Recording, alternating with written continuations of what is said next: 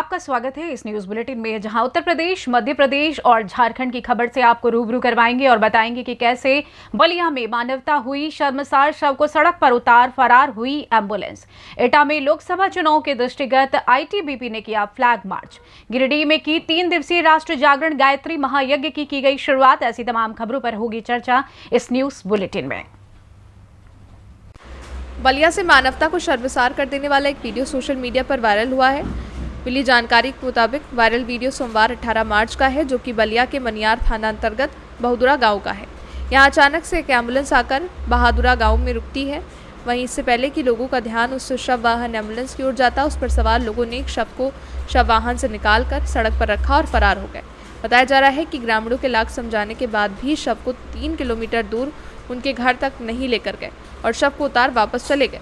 जानकारी के मुताबिक मनियर थाना अंतर्गत ग्राम सभा दियरा निवासी 70 वर्षीय हीरा राजभर की पिछले कई दिनों से तबीयत खराब थी, जिस कारण परिजनों ने रविवार को उन्हें इलाज के लिए सदर अस्पताल में भर्ती कराया था।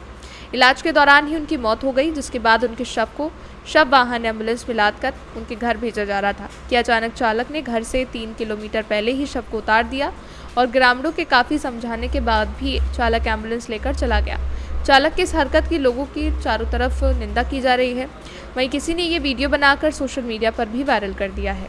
बलिया से सी न्यूज़ संवाददाता जेपी तिवारी की रिपोर्ट।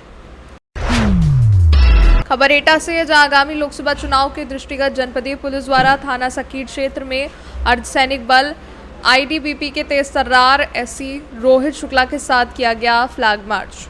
एटा से सी न्यूज़ संवाददाता वैभव वाशने की रिपोर्ट।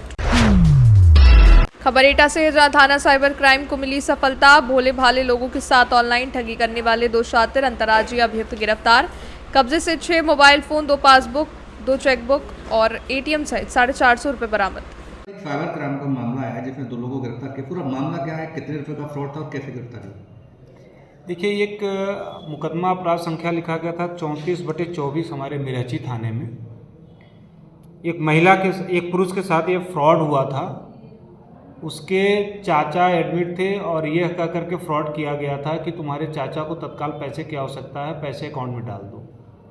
इस तरह करते कई फेजेज में उसके अकाउंट में 36,000 रुपये डलवा लिए थे। फिर अचानक जब उसे शक हुआ कि ये बार बार पैसे मांग रहे कौन है, तो चाचा, जो उसके पास नंबर सेव थे अपने चाचा के दोस्त को, उसने फ़ोन कर दिया। तो उसे पता चला कि ये तो चाचा के दोस्त ने पैसे नहीं मंगाए, किसी थर्ड पर्सन ने मंगा लिए, जो मेरे साथ फ्रॉड हो गया। फिर उसने मुकदमा लिखवाया। साइबर थाने ने जब हमारे इस पर काम करना शुरू किया तो सभी इलेक्ट्रॉनिक साक्ष्य इकट्ठा करते हुए हम लोग मुलजिम तक पहुँचे, जिसके अकाउंट में पैसा गया था और उसके अकाउंट से पैसा निकाला गया था।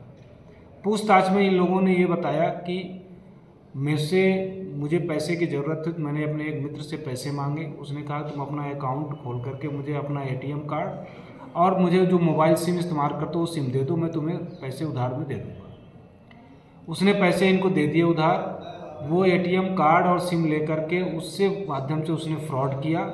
वो अभी व्यक्ति वांछित है हमारे, और 2 मुलजिम पकड़े गए जो इसमें इन्वॉल्व थे फ्रॉड करने में। 2 अन्य वांछित हैं। इस पे हम लोग अभी काम कर रहे हैं, जल्दी ही ये भी गिरफ्तार किए जाएंगे। एटा से सी न्यूज़ संवाददाता वैभव वाशनी की रिपोर्ट। खबर गाडरवारा से है, जहां श्री दादगुरु महाराज की नर्मदा परिक्रमा। आज मां नर्मदा भक्त निराहर श्री दादगुरु पहुंचे गाडरवारा, जहां भक्तों ने श्री गुरु महाराज का जगह जगह स्वागत किया। दादा गुरु ने अपना जीवन और अपना सर्वस्व मां नर्मदा और प्रकृति पर्यावरण के संरक्षण के लिए समर्पित कर दिया है। गुरु महाराज 3 वर्षों से निराहार महाव्रत साधना कर रहे हैं। दादा गुरु का उद्देश्य है कि मां नर्मदा जल की सार्थकता और सत्यता को प्रत्येक व्यक्ति समझे। ये बात का प्रमाण है कि आदि भवानी मां नर्मदा के जल में वो शक्ति है जो जीवन चला सकती है। समाज का मां नर्मदा के प्रति उदासीन व्यवहार, जो कि अब धीरे धीरे सुधर रहा है। दादा गुरु निराहार रहकर मां नर्मदा की परिक्रमा कर रहे हैं। उन्होंने अब जल का भी परित्याग कर दिया है, जो सिर्फ 1 अंजुलि जल शाम को ही ग्रहण करते हैं और एक दिन में 30 से 40 किलोमीटर ही चल पाते हैं। कब से चल रही दादा जी आपकी परिक्रमा? 27 नवंबर से ओंकारेश्वर से शुरू से ही। ओंकारेश्वर से? हाँ, 27 नवंबर से प्रारंभ है। दादा गुरु महाराज के विषय में सुना है कि कुछ खा पी नहीं रहे हैं। नहीं लेती ना दादा श्री। कब से नहीं ले रहे? मैंने 3.5 साल करीब हो रही हैं। हाँ। जल पे माता के लेते थे। इस दान की जो परिक्रमा है वो दादाजी की बाई पे चल रही है। जो विश्व रिकॉर्ड कायम हो रहा दादाजी का बाई पे। और शाम को माता श्री का जल लेते हैं, उसके अलावा कुछ नहीं लेते। दादा गुरु महाराज कहाँ के रहने वाले? दादा गुरु महाराज जहाँ तक जबोली जबलपुर तरफी के हैं। उनका जबलपुर से नहीं, जबलपुर तरफी का उनका जन्म स्थान बताते हैं। इनका कोई आश्रम कहाँ पे? आश्रम इनका कोई नहीं, आश्रम इनको कई मिल चुके हैं परिक्रमा में। इनका आश्रम तो माता का तट ही आश्रम है, इसके अलावा कोई आश्रम नहीं दादाजी का। उनका कहना ही है माता का तट ही मेरा सब कुछ है। उनको इस परिक्रमा में कई आश्रम उनको लिए मिल चुके हैं। गुजरात वगैरह में दादाजी के नाम से दान की मध्य मिल चुके हैं। जब भी चाहें जब दादाजी वहाँ रह सकते हैं। हम दादाजी अब जहाँ या किसी भाग के यहाँ मिलेंगे नर्मदा तट पे। और दादाजी का सोच है विश्व पर्यावरण के लाना, विश्व की जो कचू होने वाला उसको रोकने के लिए दादाजी का प्रयास चल रहा है। यह जल माता श्री पे, पेड़ों पे जो आज कोरोना हुआ था उस टाइम ऑक्सीजन की पूरे देश में कमी आ गई थी, तो उसका कारण दिखा दिया दादाजी पेड़ों के लिए प्रोत्साहन कर रहे हैं, जिससे देश के लिए ऑक्सीजन की भरपूर मात्रा हो सके। क्या नाम है आपका? मैं नरेश पटेल गाड़ावाड़ा कामती का हूँ, नरसिंहपुर जिला मेरा। हाँ बोलिए। पूरा आना चाहिए।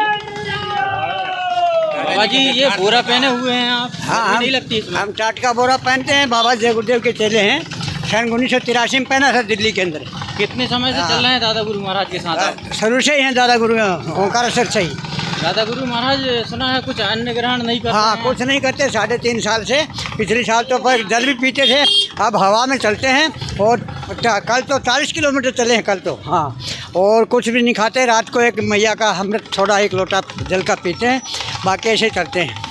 आप युवाओं को क्या संदेश देना चाहते हैं? युवाओं को संदेश देना चाहते हैं जो दादाजी कहते हैं उनके अनुसार चलिए। दादा गुरु महाराज के विषय में हाँ, दादा गुरु महाराज वैसे तो ये आपके MP के रहने वाले हैं, जबलपुर के, लेकिन 3.5 साल से ये नहीं रहा है और हमारे साथ चलते हैं। अब इनकी 7वीं परिक्रमा है, तो 6 परिक्रमा 7वीं परिक्रमा ये हवा के ऊपर ही है।